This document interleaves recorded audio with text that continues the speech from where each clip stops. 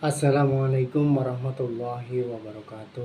Alhamdulillahirabbil alamin.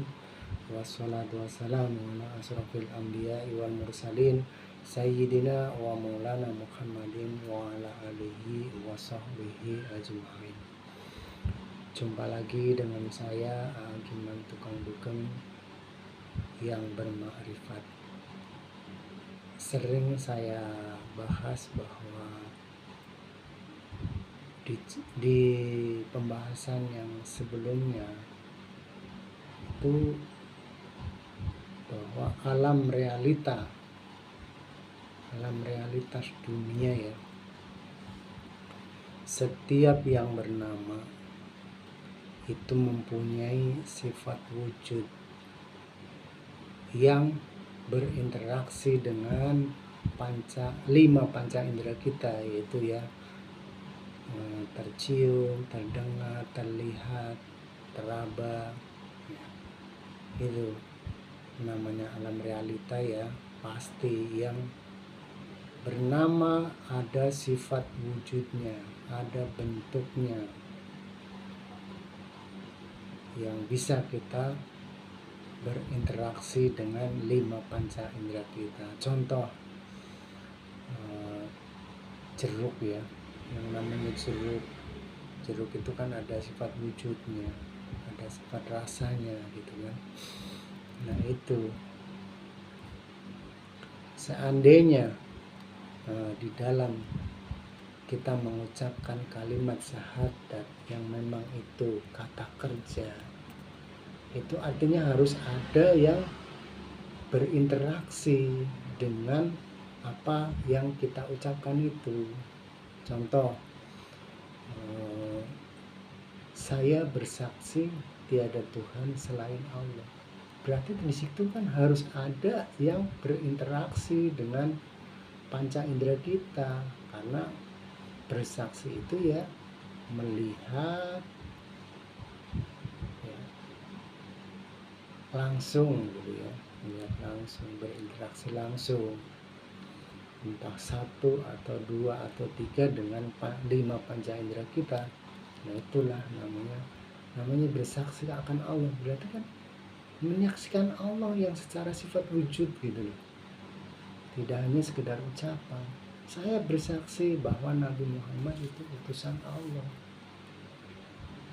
Berarti kan ada perwujudan Nabi Muhammad yang disaksikan oleh panca indera kita. Ya kalau tidak ada ya omong kosong, saksi palsu.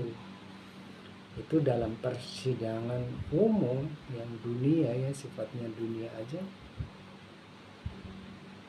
itu tidak bisa dipertanggungjawabkan. Kalau saya bersaksi bahwa ona-ona begini, tapi katanya bah saya tidak melihat langsung, ini dianggap tidak sah, dianggap saksi palsu.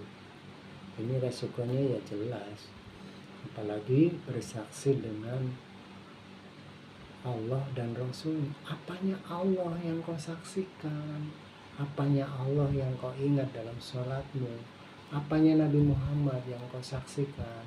Sedangkan kamu tidak pernah jumpa, tidak pernah berinteraksi langsung di zamanmu.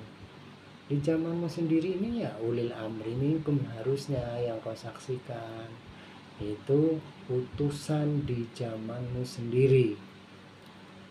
Nah itu keterangan secara ininya di dalam Al-Quran itu ada di surat Al-Mu'minun ayat 44, bahwa utusan Tuhan itu ada di setiap zaman. Itulah yang harus kau saksikan. Jadi surat ini ya artinya begini, kemudian kami utus rasul-rasul kami berturut-turut. Coba berturut-turut ya, bukan sekali ya, bukan Rasul Muhammad doang. Dari Rasul Adam, Rasul Musa, Rasul Isa, Rasul Muhammad sampai sekarang ya berturut-turut, bahwa memang sekarang itu tidak disebut Rasul karena ini akhir zaman. Secara kenabian sudah selesai. Tapi secara kerasulan ini di sini jelas, kami utus rasul-rasul kami berturut-turut sampai sekarang. Apa masih mau menyangkal bahwa sekarang tidak ada lagi rasul? Cuman memang sebutannya itu dalam sekarang itu ya bukan rasul tapi mursid ya. Al-Kahfi 17, waliyam mursida ya. Saya sambung lagi ya.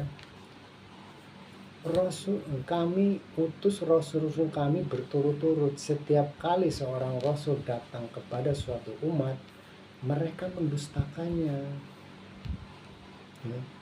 Maka kami silih gantikan sebagian mereka dengan sebagian yang lain dalam kebinasaan. Jadi kalau yang tidak percaya, tidak mau mengakui rasul zaman ini, rasul min anfusikum ya, itu surat At-Taubah ayat 128, pasti akan digantikan dengan umat-umat yang selain, yang baru gitu, otomatis. Dan kehidupan ini sebenarnya tidak berhenti ya, hanya berputar terus.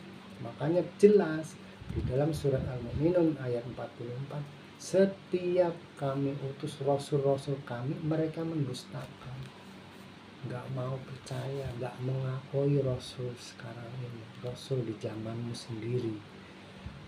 Malah kamu menganggap rasul nggak ada, adanya rasul zaman 1500 tahun lalu. Ini keliru.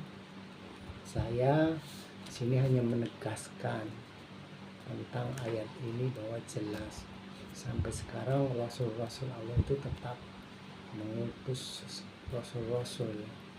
Rasul itu utusannya tetap ada, karena Allahnya itu